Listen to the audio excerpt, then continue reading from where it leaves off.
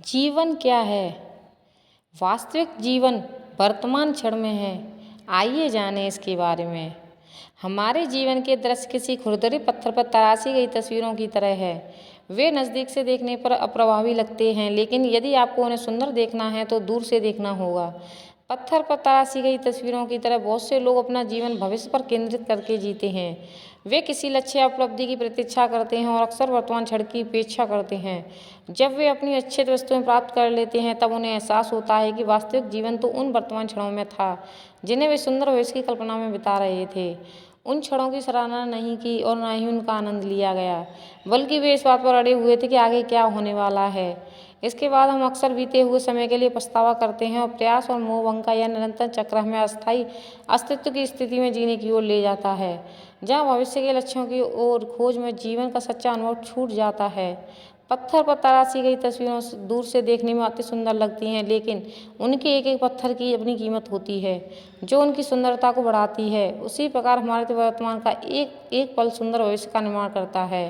प्रत्येक दिन एक छोटा सा जीवन है, प्रत्येक जागरण और उदय एक छोटा सा जन्म है, प्रत्येक सुबह एक छोटी सी युवावस्था है, प्रत्येक विश्राम और नींद एक छोटी सी मृत्यु है। युवाओं को जो बात सबसे ज़्यादा भ्रमित और निराश करती है वह यह है कि जीवन में खुशियाँ अवश्य मिलेंगी।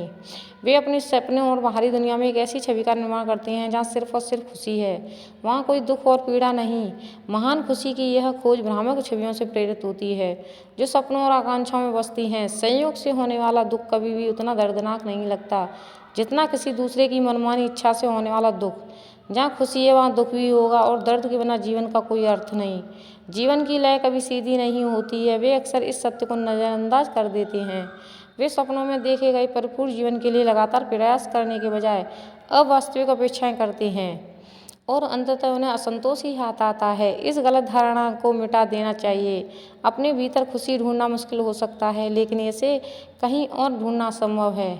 हर व्यक्ति अपनी दृष्टि क्षेत्र की सीमा को ही दुनिया की सीमा मानता है।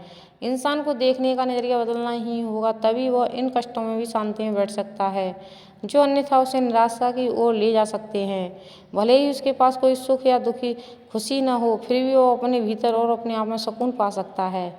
यह सुकून एक आशीर्वाद की तरह होता है। स्वयं विचार करें और सीखें।